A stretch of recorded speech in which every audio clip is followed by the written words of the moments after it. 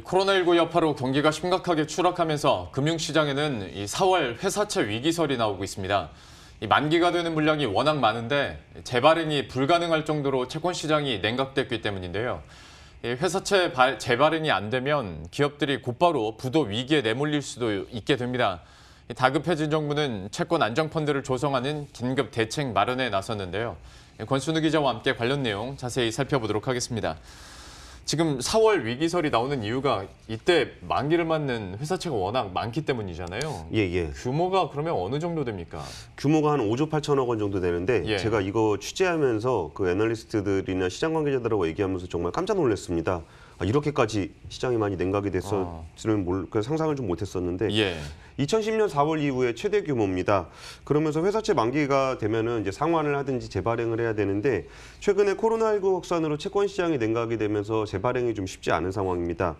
등급별로 보면은 트리플 A급이 한 16%, 더블 A급이 한 49%, A급이 16%, 뭐 트리플 B 이하로는 한 17% 정도밖에 안 되기 때문에 이게 우량 채권들이 많으면 재발행은 어느 정도 가능하지 않을까라고 저는 좀 생각을 했었는데 예. 한 채권 애널리스트는 그러니까 신용 등급의 우량과 비우량을 가리지 않고 재발행이 아예 불가능할 정도의 시장 상황이라고 설명을 했습니다. 그러니까 신용 등급이 그럼 안 좋은 건 이해가 가는데 예. 좋은 쪽도 그러면 재발행이 안 될 수도 있다라는 겁니까? 그쵸. 그러면 진짜 상황이 좀 심각해질 수 있는 거 아닙니까? 그러니까 회사채 시장은 뭐 현재 상태를 그대로 유지를 한다면 아예 작동을 안 한다라고도 좀 볼 수 있는데요. 예.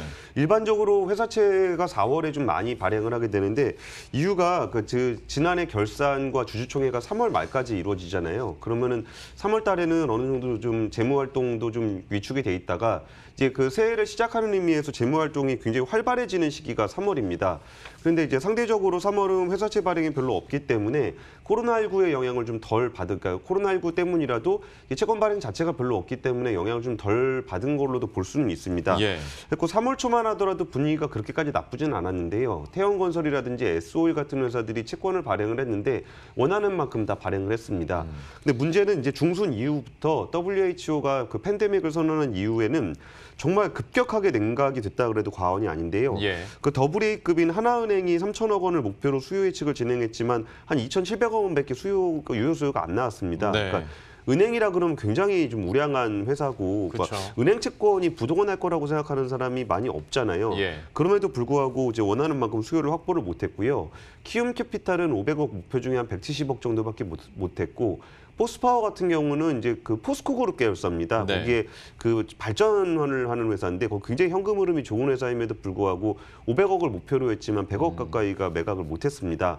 그리고 이제 한국기업평가와 나이스신용평가는 대한항공에 대한 신용 등급을 하향 검토 등재를 했고요. 한기평은 이제 한진칼의 신용 등급을 하향 검토 등재를 했습니다.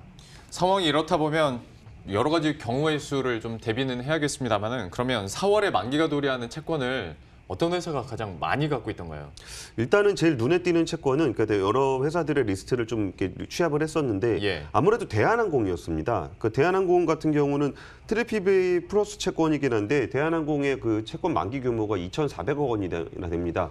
최근에 항공업이 굉장히 안 좋다라는 거는 거의 모든 그러니까 일반인들도 다 알 정도잖아요. 예. 그런데 여기에 선뜻 뭐 1년이든 3년이건 2,400억 원이나 되는 돈을 대한항공에다 빌려줄 수 있을 투자자들이 있을지는 직접 생각해 보셔도 굉장히 좀 시장이 안 좋을 거라고 상상하실 수 있을 것 같습니다. 그리고 이 밖에도 트리플 B 플러스 채권 중에는 그 두산 엔진에서 분할했던 HSD 엔진이 한 800억 정도가 만기가 돌아오고요. 예.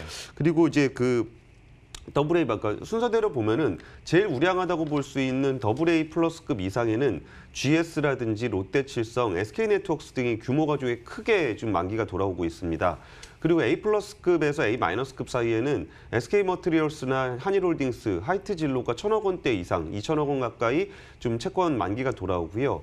그 트리플 B에서 트리플 B 마이너스 사이에는 대한항공, HSD 엔진, 중앙일보 등이 있는데 아까 설명드렸다시피 대한항공 같이 문제가 되는 회사 채권만 안 좋은 게 아니고 예. 저 더블 A 플러스급도 발행이 쉽지 않다는 게 지금 그 시장 플레이어들의 조언입니다. 그러니까 신용 등급이 좋은 회사들도 지금 어려울 뿐더러 그 리스트된 기업들을 봤더니 다 경기 민감한 업종군에 속해 있는 회사들이 많이 있네요. 예. 하다 보면 지금 상황에서 더 쉽지 않을 것 같은데 그러면 이것을 좀 타개할 수 있을 만한 대책은 뭐가 필요하다고 보십니까?